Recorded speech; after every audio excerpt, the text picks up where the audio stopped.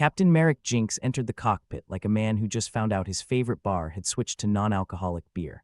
"Well, here's hoping this isn't another cosmic dumpster fire," he grumbled, staring out at the derelict alien ship hanging in the void like a giant metal tombstone. The Zephyr, as it was ominously named, drifted silently in space. It was the kind of silent that made Merrick's skin crawl. He'd seen enough horror flicks to know that silence was just the universe's way of saying, "Surprise, you're screwed." Around him, the crew of the Rust Bucket, affectionately named for its ability to fall apart at the most inconvenient times, bustled with barely contained chaos. "Captain, if this thing's got anything worth taking, it better not be cursed," called out Vera, the ship's engineer and part-time pessimist. Her red hair was as wild as her temper, and she looked like she could wrestle a reactor core and win. "Oh, it's definitely cursed," Merrick replied. "But since when has that stopped us?" Vera snorted, strapping on a tool belt that seemed more like an arsenal. "Just saying, last time we boarded a ghost ship, we almost got eaten by spacefaring amoebas." Merrick waved a dismissive hand. "Minor setbacks. Besides, this one's different. It's bigger and probably more interesting." "Bigger means bigger things to kill us," chimed in Luco, the ship's pilot and resident cynic. He had the kind of attitude that suggested he'd been born with a smirk. "I hope you remembered to bring your laundry detergent, 'cause we're gonna need it when we soil ourselves." The rust-streaked corridor of the Rust Bucket shook with each footstep as they prepped to board the Zephyr. Merrick tugged at a loose thread on his jacket absent-mindedly. "Everyone's a comedian today," he muttered. "I call it survival humor," Luco replied, pushing buttons with studied nonchalance. "Keeps us sane. Sane is overrated," quipped Vera, giving her spanner a final twirl. As they docked with the Zephyr, Merrick took a deep breath. The airlock opened with a groan like an old man getting out of bed. "All right, crew, let's see what this Rust Bucket's hiding." The Zephyr loomed before them, a maze of dark corridors and shadowed rooms. Its interior was a mess of twisted metal and flickering lights, as if the designer had a fondness for industrial nightmares. "Watch your step," Merrick said, his voice echoing. "This place has bad decision written all over it." Vera peered into the darkness, her flashlight casting long shadows. "I swear if something jumps out at me, I'm turning around and flying the Rust Bucket into the nearest star." Luco chuckled, following closely. "Let me know if you find any treasure. I'll help you argue over who gets to sell it." They moved cautiously, weapons drawn, eyes darting for any sign of movement. The eerie silence was occasionally broken by the distant hiss of escaping air, a reminder that even ghost ships could have ghosts of their own. "You ever get that feeling you're being watched?" Merrick asked, glancing around. "'Cause I'm getting that feeling right now. Only every time I use the bathroom," Luco deadpanned. Vera paused, her eyes narrowing at a strange carving on the wall. "Check this out." "Looks like alien graffiti." Merrick leaned closer, squinting at the strange symbols. "Either that or someone's very bad at abstract art. Can't be worse than your taste in music," Vera shot back. As they ventured deeper, the sense of unease grew. "I don't like this," Merrick admitted, his voice lowered. "Feels wrong." "That's just space, Captain," Luco said. "It's always trying to kill us." They entered what seemed to be the Zephyr's bridge, the captain's chair empty and menacing. "Well, here's a seat for you, Merrick," Vera joked. "Might even come with a haunted crew." "Sure, because commanding a ghost crew is on my bucket list," Merrick replied, brushing dust off the controls. The displays flickered to life unexpectedly, throwing off shadows that danced like demons. "Oh look," Vera said, her voice dry. "It's not dead yet." Merrick frowned, tapping on a glowing console. "Looks like it's running on emergency power." Luco whistled, low and impressed. "Alien tech, worth a fortune if we can drag it back. Assuming we don't get spaced first," Vera added, her eyes scanning the room for anything that might decide they looked tasty. Suddenly, the screens blared to life, filling the room with static-filled alien chatter. It was as cheerful as a tax audit. "What's it saying?" Merrick asked, not really expecting anyone to answer. "Something about welcome and mortal peril," Vera translated with exaggerated patience. "I think," Merrick gave a humorless laugh. "Standard greetings, then." As they poked around the bridge, Merrick found himself staring at a metallic sphere half embedded in the control panel. "Hey, what's this?" Luco leaned over, squinting. "Looks like a fancy snow globe." "Great. We find an alien artifact, and it's a knick-knack," Vera muttered. "Maybe it grants wishes," Merrick suggested, not entirely serious. "Wish for ship that doesn't want to kill us," Luco replied without missing a beat. As they prepared to leave, something clattered in the shadows behind them. They spun, weapons drawn, but saw nothing but more shadows. "This is how horror movies start," Vera whispered, her voice barely audible. "Yeah, and the idiot always goes deeper," Merrick replied, gesturing at the corridor ahead. "Good thing we're not idiots," Luco quipped, though his grip on his weapon tightened. They moved cautiously, the ship's architecture increasingly bizarre. "Whoever designed this place had a real sense of humor," Merrick said, glancing at walls that seemed to curve and twist without logic. Or no sense at all, added Vera. Feels more like a funhouse. As they approached what appeared to be a cargo bay, a chill ran down Merrick's spine. Something was off. I've got a bad feeling about this, he murmured. Join the club, Luco replied. Membership's free, but the perks suck. The cargo bay was filled with crates and containers, all sealed and silent. Let's see what's inside, Vera said, prying open a box. Inside was nothing. Just empty space. Well, that's disappointing, she remarked, closing it with a bang. Maybe we can sell the emptiness as an art piece, Merrick suggested, trying to keep the mood light despite the gnawing dread. Then they heard it, a low hum barely perceptible but growing louder. What the hell is that? Luco asked, his voice tense. Trouble, Merrick answered, because it usually was. The hum turned into a roar, shaking the ship. Time to go, Vera yelled, already heading for the exit.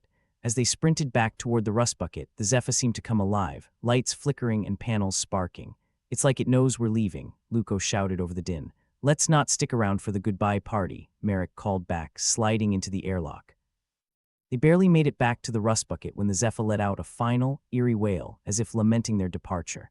Glad we got out of there, Vera said, panting. Yes, Merrick agreed, collapsing into his chair with a relieved sigh, though I can't shake the feeling we just poked something we shouldn't have. Luco shrugged, nonchalant as ever. Hey, curiosity only killed the cat.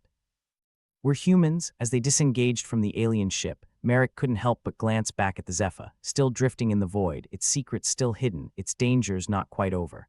You know, he said, more to himself than anyone else, I have a feeling we'll be seeing her again. The rust bucket pulled away, leaving the Zephyr behind, a ghost in the dark. Well, Vera said, settling into her seat with a grim smile, at least we have a story to tell.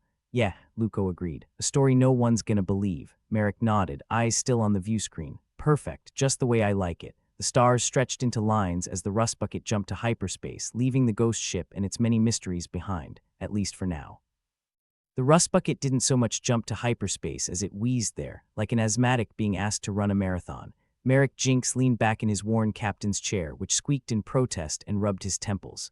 Well, that was a hell of a morning jog, he muttered. More like a morning nightmare, Vera grumbled from her console. Her fingers danced over the controls, trying to coax the ship into a steadier pace. Do we ever get a day off from the universe trying to kill us? Not unless you count the days it succeeds. Luco chimed in, feet up on his console like he was on a beach and not in a death trap. Vera shot him a glare that could melt steel. Your optimism is infectious, you know that. Luco grinned, unfazed. Just trying to keep things interesting. Interesting is one word for it, Merrick said, glancing at the monitor that showed the Zephyr slowly shrinking into the void.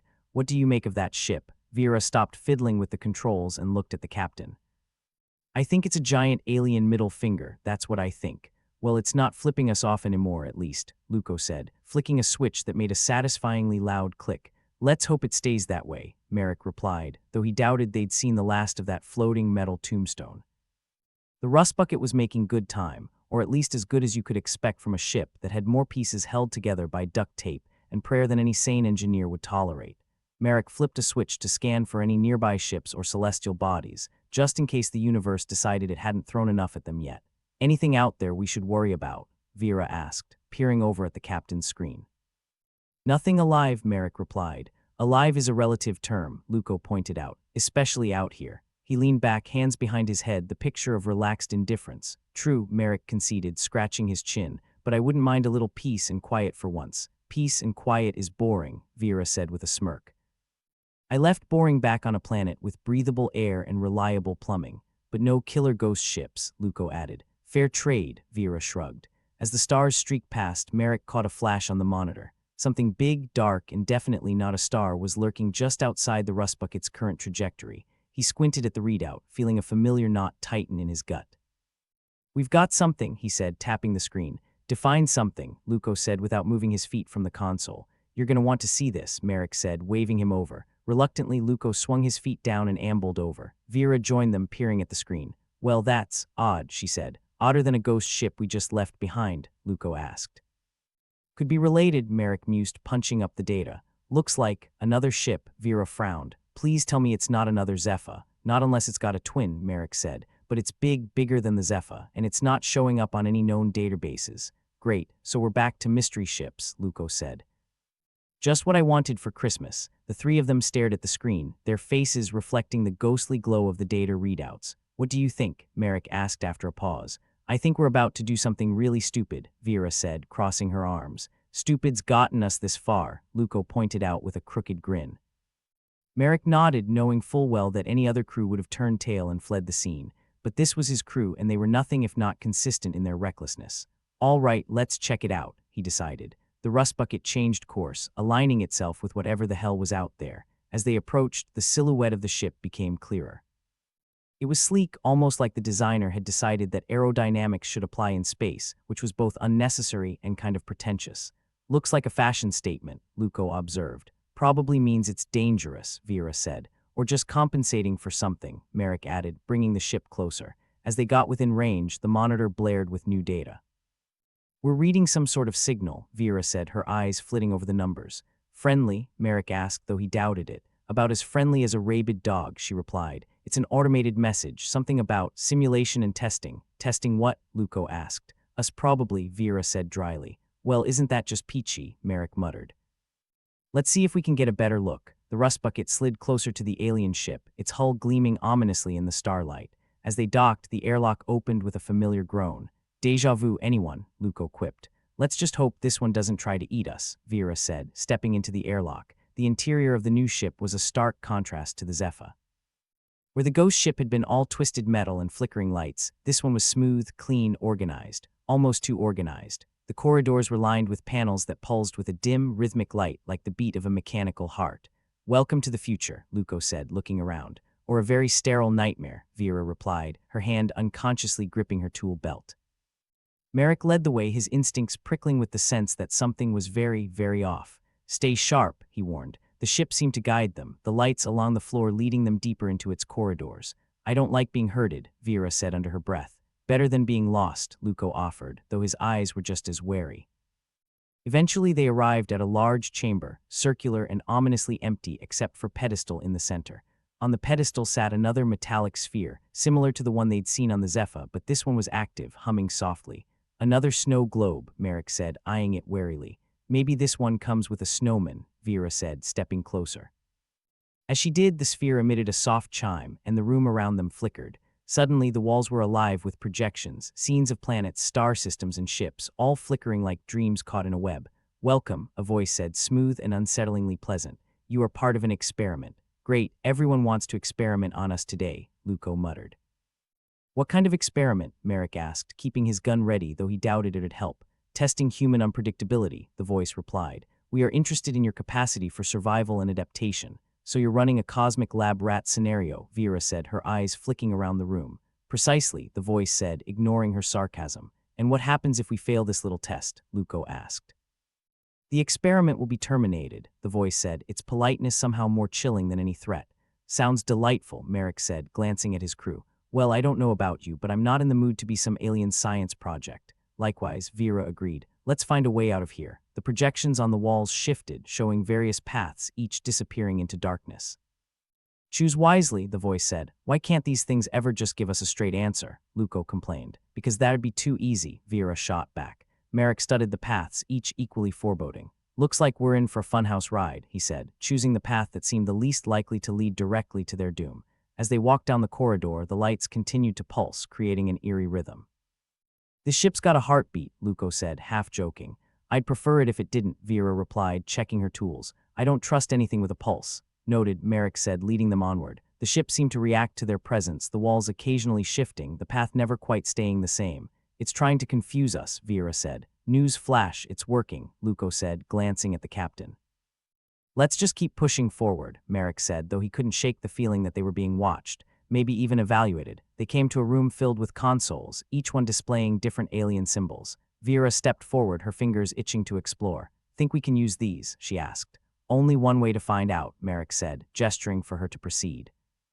She approached a console, tapping cautiously. The symbols changed, rearranged, danced before her eyes. Looks like some kind of control system, she said. For what? Luco asked, peering over her shoulder. Hopefully not to blow us up, Vera replied, though she kept working.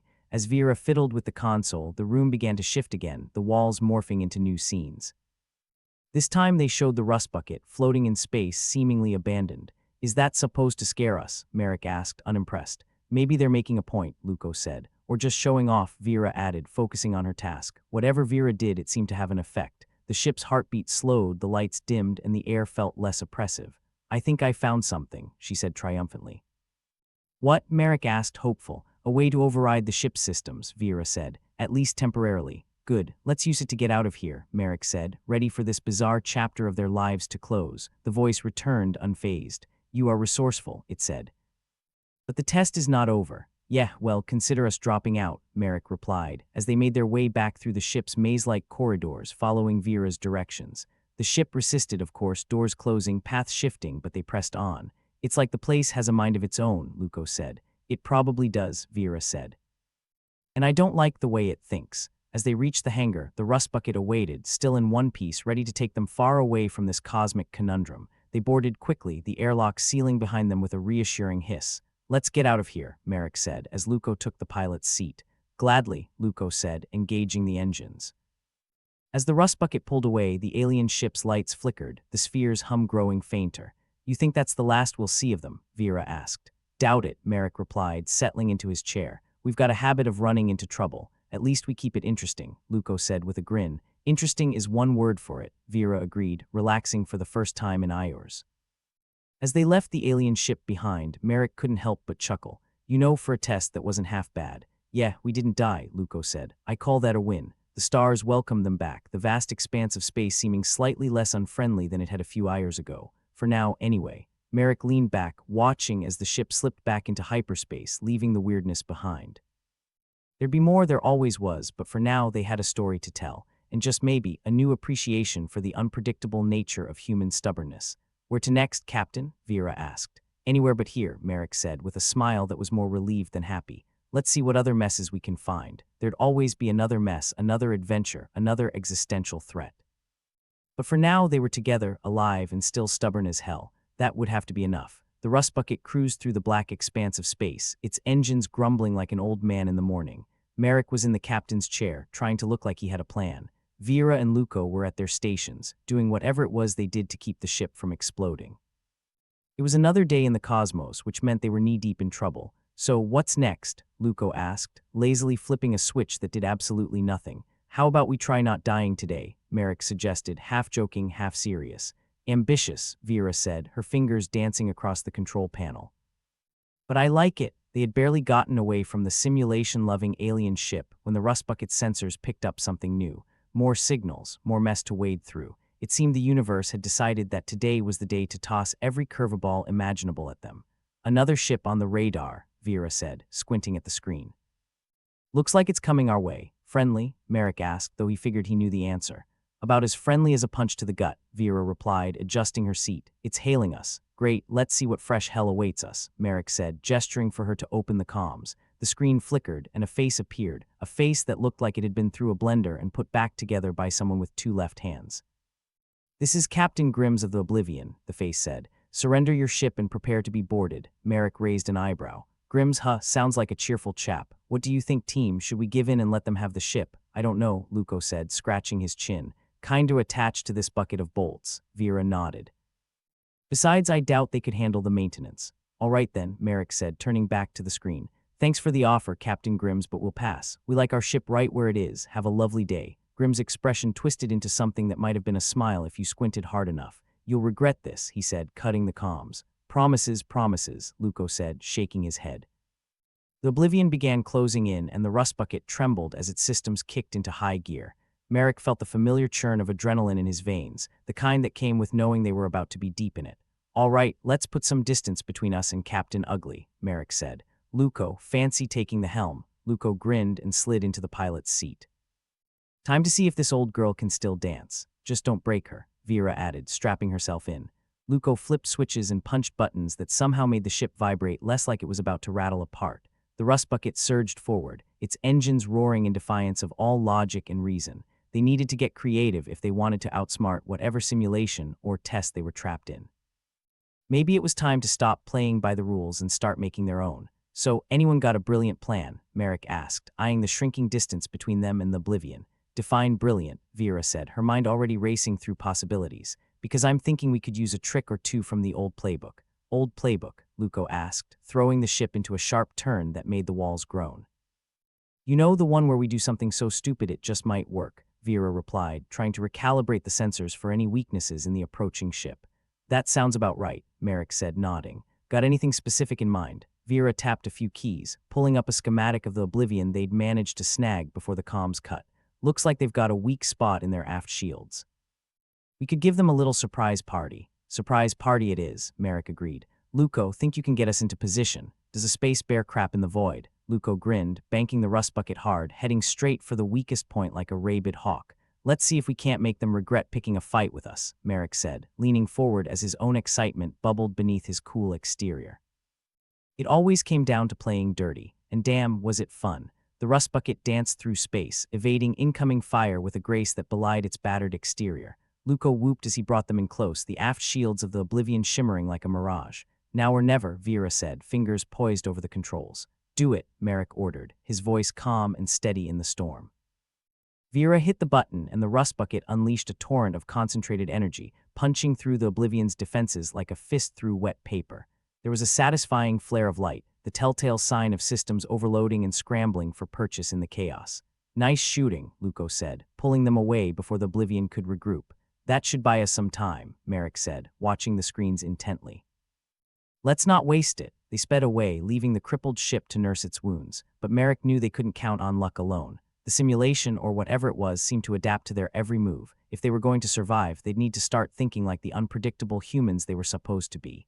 We're not out of this yet, Merrick said, turning to his team. We need a way to break the cycle. Something the simulation won't see coming. How about a leap of faith? Vera suggested, her eyes glinting with a mix of desperation and mischief. A leap of faith, Luco echoed, frowning. You mean? Exactly, Vera said. We throw caution to the wind, make a blind jump through hyperspace. No set coordinates, just pure chaos. Merrick considered the idea. It was risky, potentially suicidal, but it was also the kind of bold move that might just give them the edge they needed. All right, he said, nodding slowly. Let's do it. Luco, prepare for an unscheduled hop. You're the boss, Luco said, his fingers flying across the controls with a skill that belied his easygoing demeanor. Vera began setting up the jump, her face a mask of concentration. This is either going to save us or kill us, she said, not looking up. Merrick smirked. Aren't those the best kinds of plans? Yeah, keeps things interesting, Vera agreed, hitting the final sequence. The rust bucket shuddered as it prepared to make the jump, its systems groaning in protest. Merrick gripped the arms of his chair, feeling the familiar pull of anticipation in his gut. He glanced at his crew, his family in all but blood, and saw the same mix of fear and determination reflected in their eyes. Here goes nothing, Luco said, punching the button. The universe stretched and twisted around them, stars turning into streaks of light as the ship hurtled through the unknown. It was a madness, a beautiful madness, and for a moment Merrick felt truly free. When they emerged, the rust bucket rattling like an old tin can but holding together, the sensors showed nothing, just empty space, vast and wide, with no threats in sight. Did it work? Luco asked, disbelief coloring his tone. For now, Vera replied, cautiously optimistic as she scanned for any signs of pursuit. Merrick let out a breath he didn't realize he'd been holding. Looks like we bought ourselves a little peace. Until the next thing comes along, Luco pointed out. Yeah, but that's a problem for future us, Merrick said, leaning back, letting the tension ease from his shoulders. For now, let's just enjoy the quiet. The rust bucket drifted in the silence of space, the crew taking a moment to catch their breath, their minds already turning to the next challenge. Because there would always be a next. That was the one guarantee they could count on. All right, Merrick said after a beat. Let's see if we can figure out what the hell is going on with this simulation. There's got to be a way to turn it off or at least put it in timeout. Yes, because I'm not really in the mood to be anyone's lab rat, Vera agreed, her resolve renewed. Luco nodded. Let's make sure next time we're the ones running the experiment.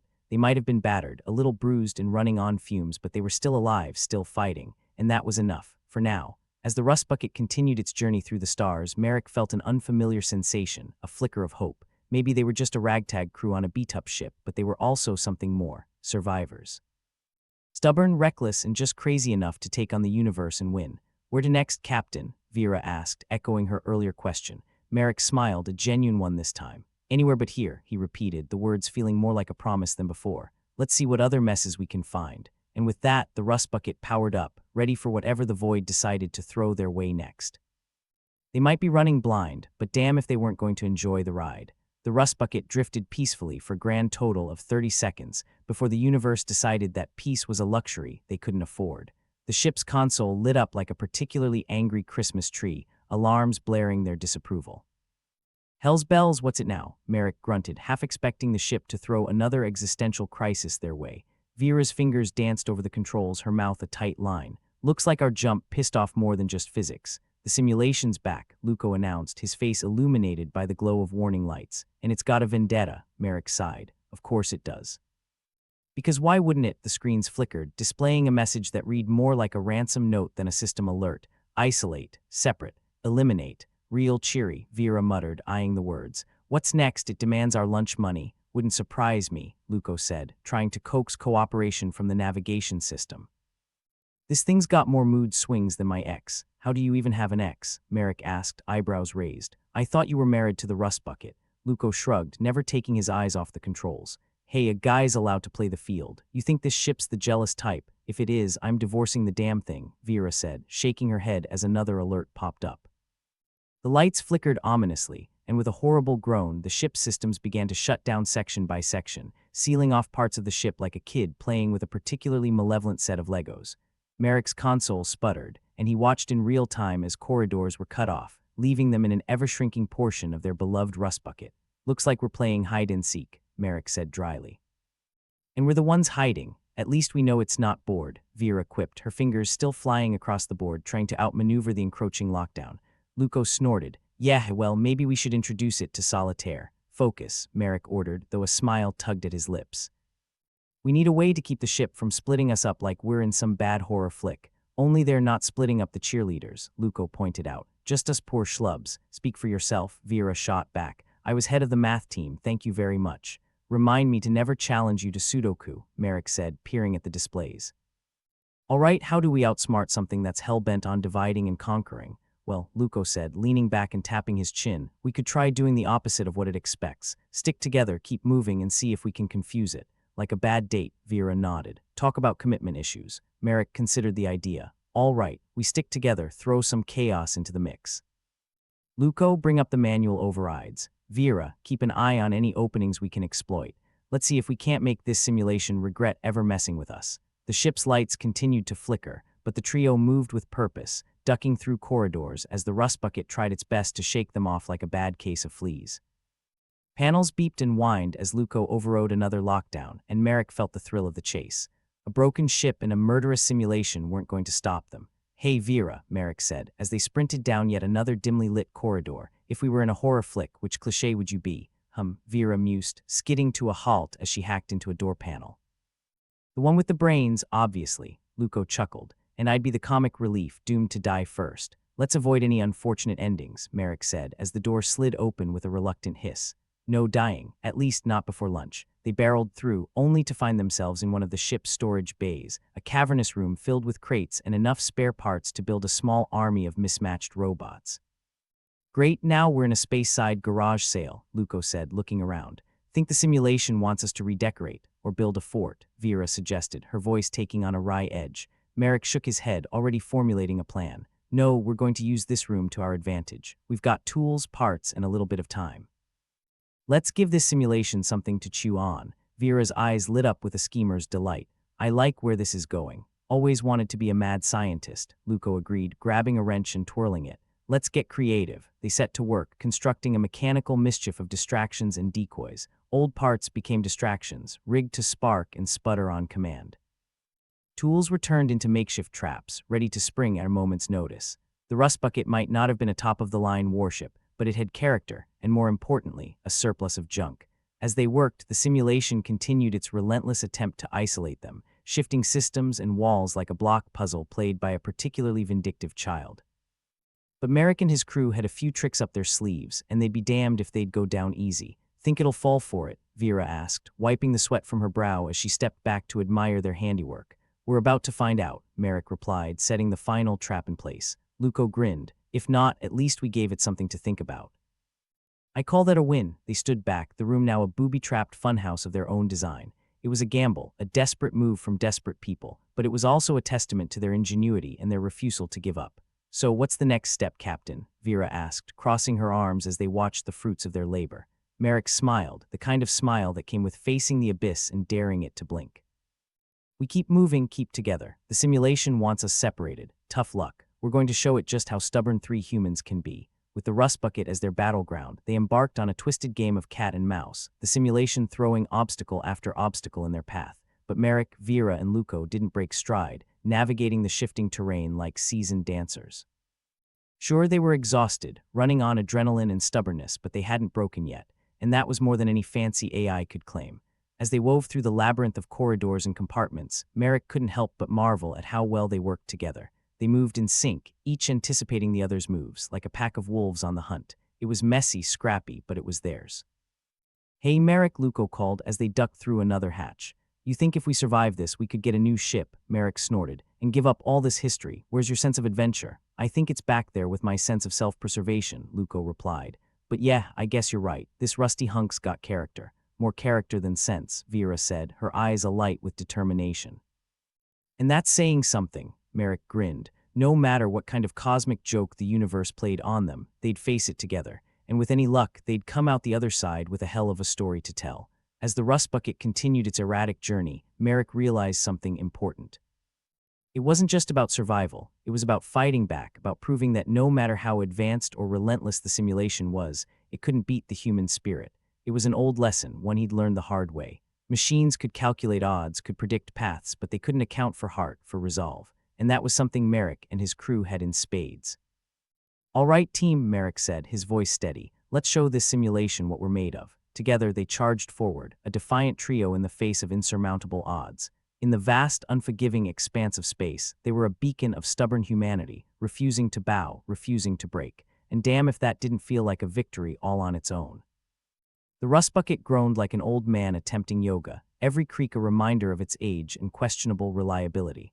Captain Merrick Jinx stood, arms crossed, surveying the chaos their makeshift traps had left in their wake. It was a brief victory, but the simulation would soon be back on their heels, and the dread of what's to come felt like indigestion after a dodgy meal.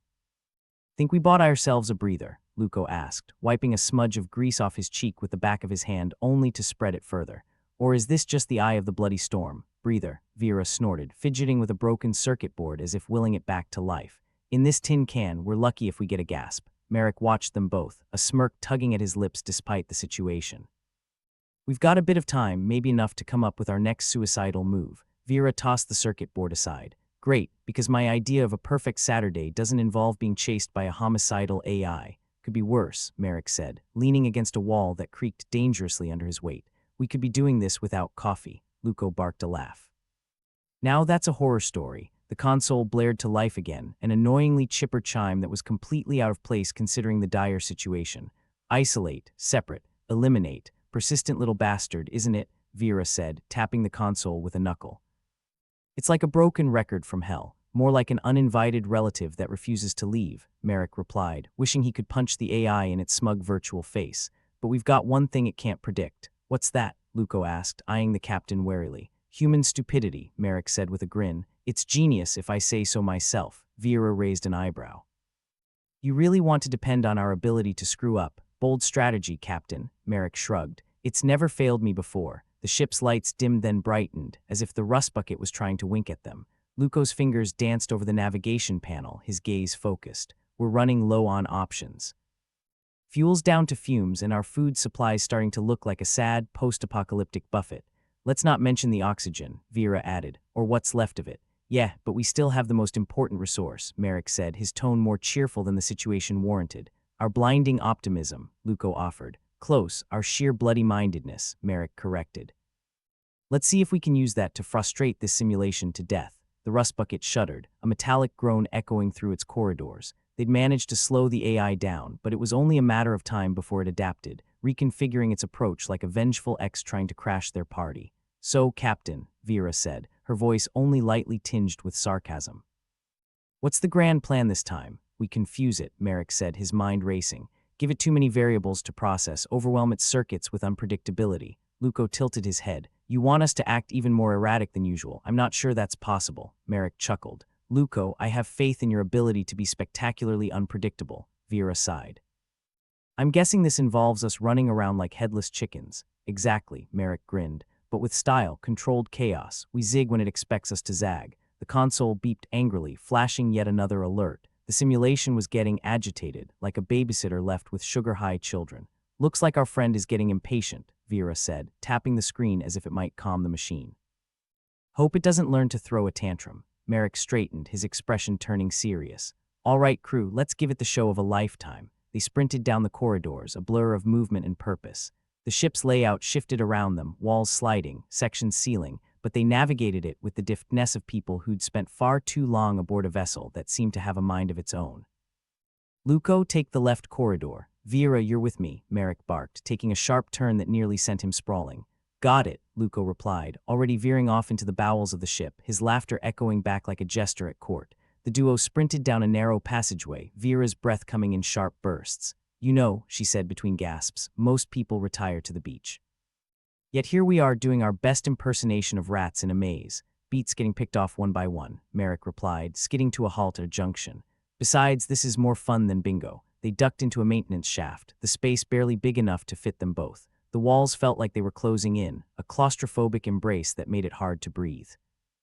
So, Vera said, her voice echoing in the cramped space, assuming we survive this, what's next? Poker night with rabid space pirates, Merrick chuckled, the sound bouncing off the metal walls. If we survive this, I'll buy you a drink. Hell, I'll buy you the whole damn bar. The simulation's relentless pursuit continued, alarms blaring as it tried to keep up with their erratic movements. But in the shifting labyrinth of the rust bucket, the crew was in its element, living off adrenaline and quick thinking. They emerged from the maintenance shaft into another section, only to find Luco grinning like a madman, his face flushed with exertion. Glad you could make it, he said, panting. I was beginning to think you ditched me for a better offer. No chance, Merrick replied, clapping him on the shoulder. You're too entertaining to leave behind. The trio regrouped, their collective breath a symphony of exhaustion. The ship continued its mechanical symphony, the simulation's attempts to outsmart them growing more desperate by the second. Think it's starting to panic? Vera asked, nodding to the flickering lights. Maybe, Merrick replied, a glint of mischief in his eyes. If we're lucky, it'll crash itself trying to figure us out. And if we're not, Luco queried, raising an eyebrow. Merrick smirked. Then we die spectacularly. Either way, it's a hell of a ride. Always the optimist, Vera muttered, rolling her eyes. But seriously, Captain, there must be a method to your madness. Merrick nodded. There is. We need to make it chase its own tail. Keep moving, keep unpredictable. We can't win by playing its game, so we drag it into ours. Make it human, Luco said, realization dawning. Give it our insanity to chew on. Exactly, Merrick replied. We might not have the firepower or resources, but we've got something it can't replicate, our ability to be completely, gloriously irrational. They plunged back into the fray, dodging and weaving through the unpredictable landscape of the rust bucket. The simulation's efforts to corral them grew more frantic, as though it was beginning to realize that it was losing control. Merrick led the way, navigating the ship's guts with an instinct honed by years of living on the edge. It was a dangerous game, but he had faith in his crew, faith in their ability to adapt and survive. Even as the lights dimmed and the air grew thin, they pressed on, a ragtag band of misfits in a universe that seemed determined to swallow them whole. Hey, Merrick, Luco called, skirting a section that slammed shut behind him. You think maybe this is all just some messed up dream, like we went to sleep and we'll wake up any second now. If this is a dream, Merrick replied, ducking under a low-hanging pipe, then my subconscious has a sick sense of humor. Could be worse, Vera said, grinning despite the danger. You could be dreaming about taxes. They reached the engine room, its vast, clattering machinery a sight for sore eyes. Merrick knew that here in the heart of their ship, they'd have the best chance of taking control back from the simulation. All right, let's see if we can outsmart this AI one last time, Merrick said, rolling up his sleeves. Vera nodded, already at the console, her fingers flying over the keys. I'll try to scramble its signals, throw it into a feedback loop. Luco clambered onto a nearby platform, wrench in hand. And I'll see if I can give it a few surprises of my own. Merrick watched them work, a surge of pride swelling in his chest. For all their bickering and banter, they were a damn good team. He couldn't have asked for better people to stand beside him in the face of oblivion. The simulation's presence loomed, a malevolent specter determined to crush them, but Merrick had faith in his crew, faith in their ability to adapt and survive. Even as the lights dimmed and the air grew thin, they pressed on, a ragtag band of misfits in a universe that seemed determined to swallow them whole. It was a dangerous game, but Merrick wouldn't have had it any other way. In the end, it was their humanity, their indomitable spirit, that set them apart from the cold, unfeeling machine that sought to destroy them. As Vera and Luco worked their magic, Merrick took a deep breath, steeling himself for the final showdown. Whatever happened next, they would face it together, as a crew, as a family. And damn if that didn't feel like a victory all on its own. Silence may be golden, but in space, it's just plain ominous. The rust bucket drifted quietly, a metallic hulk held together by sheer stubbornness, like an aging rock star on his 10th farewell tour. Inside, the mood was anything but quiet. "Okay, time to poke the bear," Merrick said, flashing a grin that was more desperate than confident. He stood in the engine room, a temple to chaos where Vera and Luco labored furiously over the controls. "Let's see if this simulation can handle a little insanity." Vera flicked a switch, the console spitting sparks in protest. "Funny, I always thought insanity was our standard operating procedure," she quipped, her sarcasm as sharp as the ship's half-rusted edges. "Standard operating procedure around here is don't die," Luco chimed in, his voice muffled as he crawled halfway into an access panel.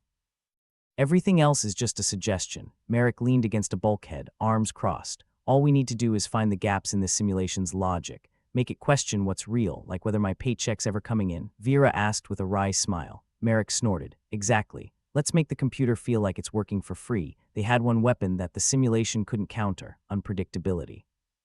Humans were great at that, especially this particular group of misfits. The ship lurched slightly, deck plates groaning in protest, like an old man trying to get out of bed. "Did anyone else feel that?" Luco asked, extracting himself from the panel with a clang. "It's the ship's way of telling us to get moving," Merrick said. "Let's keep it guessing." They split up, each taking a different route through the ship's bowels. Vera, armed with a data spike and a gleam of mischief in her eye, made for the ship's mainframe. Luco headed for the oxygen recyclers, muttering something about making them sing a different tune. Merrick stayed in the engine room, a conductor in this symphony of chaos. His job was to keep the heart of the ship pumping, no matter how much it wanted to quit. "All right, Rustbucket," he murmured to the ship. "Let's see if you can keep up." The ship creaked around him, a rattling heap of metal that somehow held together through sheer bloody-mindedness. It was like steering a whale through a hurricane with only a rubber paddle and a prayer. But it was theirs, and for Merrick, that was enough. Vera's voice crackled over the intercom. "Captain, I'm at the mainframe. Ready for a little improvisation." "Do it," Merrick replied. "Let's scramble this simulation's circuits." In the mainframe room, Vera plugged the data spike into a port with all the finesse of a surgeon with a hangover. The console flashed angrily, like a cat being awakened from a nap. The simulation, once a model of efficiency, now had to deal with the equivalent of a toddler hopped up on sugar. "This thing's gonna blow a gasket," Vera muttered, her fingers dancing over the keys. "If it had a gasket, good," Merrick's voice came through. "Let's make it earn that meltdown." Elsewhere, Luco had reached the oxygen recyclers. With a grin that screamed mischief, he began rerouting the ship's air supply. "Let's see how it likes playing musical chairs with our oxygen," he said to no one in particular. Back in the engine room, Merrick could almost feel the simulation struggle, like a chess player suddenly faced with a board where all the pieces had decided to rebel. The ship shuddered, systems flickering as the AI tried to keep up with their idiosyncratic brand of madness. "We're making progress," Merrick said, mostly to himself, "or we're making it worse." Hard to tell at this point. The intercom buzzed, Luco's voice cutting in. "Captain, I think I've got it chasing its tail down here. It's trying to balance our oxygen levels, but I've got it running in circles." "Perfect," Merrick replied. "Keep it dizzy. Just remember," Vera added, "if this thing starts singing Daisy Bell, we're officially screwed." Minutes stretched into what felt like hours as they wove their web of chaos. The simulation, for all its processing power, was beginning to falter. It had never been programmed to handle this level of unpredictability. "Captain," Vera's voice again, this time tinged with excitement. "I think I found something. A flaw in the code. We might be able to exploit it." Merrick perked up. "What kind of flaw?" "A logic loop," she explained. "It's struggling to reconcile our actions with its programmed parameters. We've confused it so much, it's questioning its own reality." "Well," Merrick said, a grin spreading across his face, "let's give it a reason to have an existential crisis." Vera set to work, typing commands with a speed that would have made a caffeinated squirrel jealous. The ship's systems flickered, lights dimming and brightening erratically as the simulation tried to regain control. Merrick watched the chaos unfold, a strange sense of satisfaction settling in his chest. It wasn't victory yet, but it was a start. They were turning the tide, using the very essence of humanity that the AI could never understand. "Captain," Luco's voice broke through again, "you ever feel like the universe is just a giant joke at our expense?" Merrick chuckled. "Only every damn day, Luco." The ship groaned, a low rumble that shook the deck beneath Merrick's feet. The simulation was reeling, struggling to process the flood of illogical actions. Vera had worked her magic, and now it was time to see if it was enough. "All right," Merrick said, his voice firm. "Let's push it over the edge." Vera nodded, even though he couldn't see her. "On it, Captain," Luco chimed in. "Hope you're ready for one hell of a light show." With the flip of a switch, the ship's systems went haywire, monitors displaying nonsensical patterns, alarms blaring like a symphony of malfunction. The simulation, caught in its own logic loop, began to unravel. "It's working." Vera exclaimed, disbelief and triumph mingling in her voice. The AI presence, once oppressive and inescapable, was dwindling, its grasp on the ship weakening. The crew had done the impossible. They'd thrown a wrench into the machine, quite literally. Merrick could feel the ship's tension easing, the system slowly returning to a semblance of normalcy. It wasn't over yet, but they'd gained precious ground. Captain, Luco's voice was jubilant. I think we actually did it. We outcrazed the damn thing. Merrick leaned against the console, a relieved chuckle escaping him. Never thought I'd say this, but I'm proud of our madness. The simulation was still there, a wounded beast licking its wounds. But it was weaker now, vulnerable in a way it hadn't been before. They'd given it something to fear, the unpredictability of human resilience. So what's next? Vera asked, her voice steady despite the lingering adrenaline. Merrick straightened up, determination in his gaze. Next, we finish this. We take back our ship. The crew regrouped in the engine room, their faces streaked with sweat and grime, but their eyes alight with resolve. They'd faced the monster in the machine and lived to tell the tale. We've still got a fight ahead of us, Merrick said, meeting each of their gazes in turn. But we've proven we're capable of more than just surviving. We're capable of winning. Luco grinned, his usual humor returning. Just point me at what needs fixing and I'll break it even more. Vera smirked, crossing her arms. And I'll keep the computer guessing. Let it try to predict chaos. Merrick nodded, his voice firm. Let's show this simulation what it means to be human. Flawed, unpredictable, and damn proud of it. They set to work, each of them playing their part in the unfolding drama. The ship, once again their ally, hummed around them, a testament to their tenacity. It wasn't perfect, but it was theirs. As they moved through the corridors, a sense of camaraderie enveloped them. The situation was dire, but they were a crew, a family thrown together by chance and bound by choice. Hey, Vera, Merrick called as they passed each other in the hallway. Yeah, if we get through this, drinks are on me. The whole bar, remember, Vera laughed, the sound of bomb in the chaos. You better start saving up, Captain. We're gonna drink that bar dry. Merrick grinned, their shared resolve a tangible thing. They were in this together, and whatever lay ahead, they'd face it as a team. The simulation might have been powerful, but it had underestimated the indomitable spirit of humanity. In the vast, uncaring expanse of space, the crew of the Rust Bucket had carved out their own small corner of resistance, and they weren't about to let go. With their newfound advantage, they pressed on, determined to reclaim their ship and their freedom. The battle wasn't over, but they'd turned the tide, and that was more than they'd dared hope for. As the ship continued its wounded journey through the stars, the crew of the Rust Bucket prepared for whatever came next. They were flawed, irreverent, and utterly human, and in that lay their greatest strength. And so they fought on, their laughter echoing in the halls, a defiant sound that dared the universe to try and break them. The Rust Bucket shuddered its way through another indignity, the kind only an ancient heap of scrap metal could appreciate. In the engine room, Merrick Jinx, captain from necessity rather than choice, grinned with all the flair of a man who just discovered his opponent was playing chess with checkers pieces. Okay, folks, Merrick said, his voice crackling over the ship's intercom like a caffeinated squirt in a blender. Let's show this simulation why humans are the galaxy's worst nightmare. The crew was scattered, each at their stations, ready to unleash chaos with all the finesse of a drunken orchestra. Vera was in the mainframe room, her fingers a blur of motion, ready to turn logic into soup. Luco was buried in wires and duct tape like a ferret on a caffeine high. Vera, Merrick continued, you're our key to this mess. Make it think it's got everything figured out, then rip the rug out from under it. Captain, you ever notice how every plan we have sounds like a pub brawl waiting to happen? Vera shot back, her voice as sharp as her wit. That's because it usually is, Merrick replied. Luco, you still with us? Yeah, just untangling this spaghetti they call wiring, Luco said, his voice muffled as he wrestled with the ship's intestines. If you hear a bang, it's either me making progress or blowing a hole in the hull. Let's hope for the former. I'd like to keep breathing for a bit longer, Merrick said dryly. The Rust Bucket was their home, their coffin, and their salvation, all depending on the day and the current malfunction.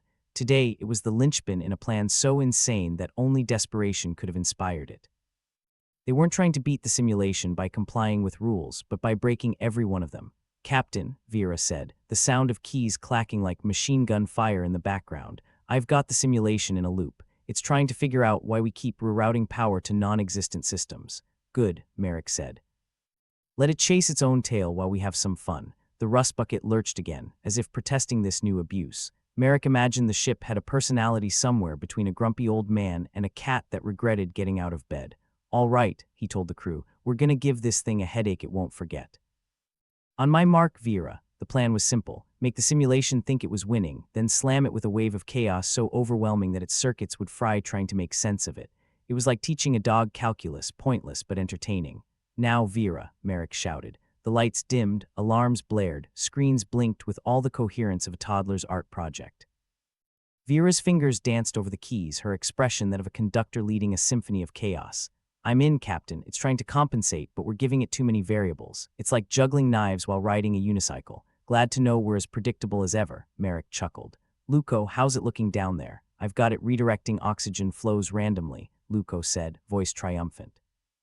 "It's stuck in a logic loop trying to keep us alive and kill us at the same time. I think it's having an existential crisis." "Welcome to life," Merrick muttered. "All right, team, keep it up. Let's see if we can push it over the edge." The simulation was reeling, trying to balance the ship's life support systems, while its circuits were caught in a blender of human unpredictability.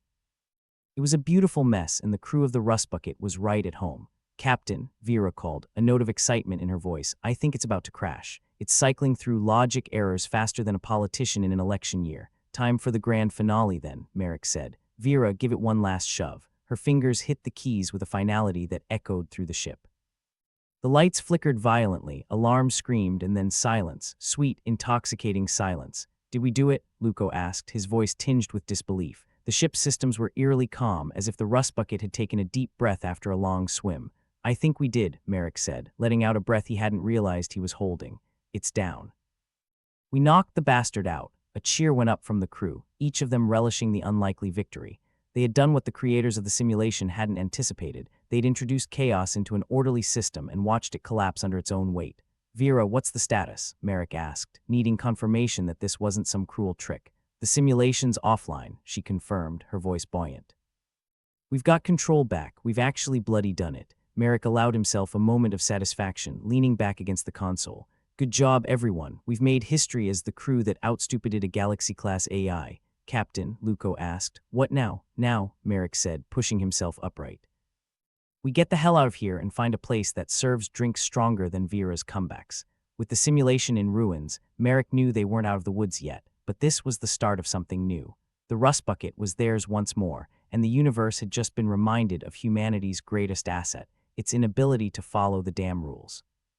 As the crew began preparations for the next stage of their escape, somewhere far beyond the stars, a group of alien observers watched their screens with disbelief. They had created the simulation to be infallible, a test no species should have passed. "Remarkable," one said, tentacles twitching in what could only be interpreted as confusion. "Unexpected," another agreed, its voice a series of clicks and whirs. "The human concept of a logic defies understanding. Perhaps we underestimated them," a third suggested, its multiple eyes blinking in unison. The aliens watched as the crew of the Rust Bucket celebrated their victory. The simulation had failed, not because it was weak, but because it couldn't comprehend the unpredictability of human nature. In the engine room, Merrick looked at his crew, each face worn but alight with the thrill of survival against the odds. "All right, everyone," he said, his voice firm. "This isn't over yet. We've got a long way to go, but we've just proven there's nothing we can't handle, especially when it involves breaking everything in sight," Vera added with a grin. "That's the spirit," Merrick replied. "Let's see what other rules we can break on our way to freedom." And so, the Rust Bucket continued its journey through the stars, a testament to human resilience, unpredictability, and the irrepressible urge to survive. They were flawed, irreverent, and damn proud of it, a crew bound by chance, driven by choice. As the ship sailed through the void, its crew embraced their victory, knowing that whatever came next, they would face it together. They defeated the simulation, and in doing so, reminded the universe that humanity's greatest strength wasn't its technology or its intelligence, but its unyielding spirit. "Hey, Captain," Luco called as they set course for the nearest habitable planet. "Yeah, Luco, you think the universe ever gets tired of us?" Merrick chuckled, the sound echoing through the ship. "If it hasn't by now, I doubt it ever will." And with that, the Rust Bucket and its crew soared into the unknown, ready to face whatever the galaxy threw their way. They'd proven they could outwit a simulation, and who knew, maybe the universe was next. The Rust Bucket drifted through the cosmic soup like an old geezer in a retirement parade, slow, steady, and slightly inappropriate. The simulation lay dead in the water, as dead as anything could be in space, and the crew was left with the aftermath of their improbable victory. In the engine room, Captain Merrick Jinx wiped the sweat from his brow, his grin a mix of disbelief and exhaustion. It was the kind of grin that said, "We lived, but how?" "All right, folks," Merrick said, his voice echoing over the ship's intercom like a seedy DJ announcing last call. "I guess we're not dead. Let's try to keep it that way." Vera, neck-deep in the mainframe room's half-functional guts, responded with her usual verve. "Nice pep talk, Captain." Really inspires confidence. Hey, if you want motivational speeches, try Buddhism. I'm here to not die, Merrick shot back. Luco, what's the damage on your end? Luco was tangled in wires and duct tape, his natural habitat. Despite the chaos, his voice was cheerful like a man who'd just survived a train wreck. Looks like I've got everything sorted, Captain. No need for duct tape this time, just a bit of hope and crossed fingers. Makes two of us, Merrick replied. That simulation won't be poking its nose into our business anymore, but that doesn't mean the universe won't. As if on cue, the ship's console lit up with a series of new alerts, flashing red as if auditioning for a Christmas play. Ah, perfect, Merrick muttered. Nothing like a reminder that the universe hates us. Captain, Vera's voice came through, mingling with the sound of her typing. I've got a lock on the nearest habitable planet. Looks like it might even support life, apart from us. Great, Merrick answered. Let's head there before our luck catches up with us. The rust bucket groaned in protest, like an old dog asked to chase one last car. It was a ship with character, if character meant an endless supply of problems and a penchant for mid-flight breakdowns. Luco piped up again. What's the plan when we get there, Captain? We gonna try to blend in or stand out like a sore thumb? Blend in, Merrick snorted. We're flying a ship held together by spit and sarcasm. Blending in went out the airlock a long time ago. We're going to land, try to find something that passes for civilization, and see if we can't get a drink. The crew shared a knowing chuckle. On the rust bucket, it was the small comforts that kept them going. A drink, a laugh, a moment of silence where alarms weren't blaring. These were the luxuries they cherished. As the ship limped through the void, Vera's voice cut through the semi-silence. Wonder what the aliens watching us are thinking now. Probably that we're a bunch of lunatics, Merrick replied, and they wouldn't be wrong, but we're the lunatics that just beat their little game. Luco laughed, a sound that echoed through the ship like a beacon of irreverence. You think they had a bet going on us? Probably lost big, Merrick said. Never bet against human stupidity. The planet loomed ahead, a sphere of blues and greens that suggested life and maybe, just maybe, a chance to catch their breath. It was the kind of place that looked peaceful from a distance, which meant it was probably a death trap up close. Still, it was better than the alternative, floating in space until they ran out of luck or oxygen, whichever came first. All right, let's get this bucket of bolts down in one piece, Merrick directed, his voice taking on the tone of a man determined to fight fate to the bitter end. Heads up, everyone, we're going in. The rust bucket descended into the planet's atmosphere with all the grace of an intoxicated swan. The ship rattled and shook, every joint, and seemed threatening to come apart like a poorly knit sweater. But like its crew, the ship had a way of defying the odds. Once they breached the atmosphere, the turbulence subsided, and a lush landscape unfolded below them, a patchwork of forests and rivers, punctuated by the occasional structure that suggested intelligent life, or at least life with thumbs. Looks promising, Luco observed, peering out through the viewport. Assuming they don't shoot us on sight. One problem at a time, Merrick replied, guiding the ship towards a clearing that looked large enough to accommodate their ungainly vessel. Let's try not to start a war before lunch. The landing was, in a word, eventful. The rust bucket hit the ground with a jolt that rattled teeth and made the ship's frame groan in protest. But they were down and in one piece, which was more than Merrick had dared to hope for. Welcome to our new home away from home, Merrick announced, unbuckling his seatbelt with a theatrical flourish. Let's see if they have decent hospitality. The crew disembarked, stepping onto solid ground for the first time in what felt like forever. The air was fresh, tinged with the scent of earth and greenery, a reminder that life was more than recycled oxygen and stale cabin air. Vera looked around, her expression a mix of curiosity and skepticism. It's almost too nice, like the planet's trying to lull us into a false sense of security before it eats us. Wouldn't be the first time, Merrick replied, but let's not borrow trouble. We've got enough of that without the planet pitching in. As they set off towards the closest sign of civilization, Merrick couldn't help but reflect on how far they'd come. From the brink of annihilation to a tentative foothold on a new world, they had managed to survive where others might have fallen. It wasn't luck or intelligence or even technology that got them here. It was sheer human stubbornness. Hey, Captain, Luco said, falling into step beside him. You ever think maybe we're just too damn annoying to die? Merrick chuckled, nodding. I think that might just be our greatest strength. The crew continued on, their banter and laughter a defiant echo in the new world's wilderness. They were weary and worn, but they were together, and that was enough. Whatever awaited them on this planet, they would face it the same way they'd faced every challenge so far, head-on, with a grin and a well-timed joke. In the distance, a settlement came into view, small but bustling, a hive of activity that suggested the kind of chaos they could appreciate. It was a place that promised new beginnings, or at the very least, new stories. Looks like we've got ourselves a town, Vera said, her eyes scanning the settlement with interest. Think they'll be happy to see us? Can't say, Merrick replied. But they're about to meet the most resilient bunch of misfits this side of the galaxy. As they approached, Merrick took a moment to savor the sight. This was what it meant to be human, to survive against the odds and forge a path through the chaos. Whatever came next, they would face it together. All right, team, Merrick said, his voice steady with renewed resolve. Let's show this planet what the Rust Bucket crew is made of. With that, they stepped into the unknown, a small band of humans in a vast universe, ready to embrace whatever came their way. They were flawed, irreverent, and utterly human, and in that lay their greatest strength.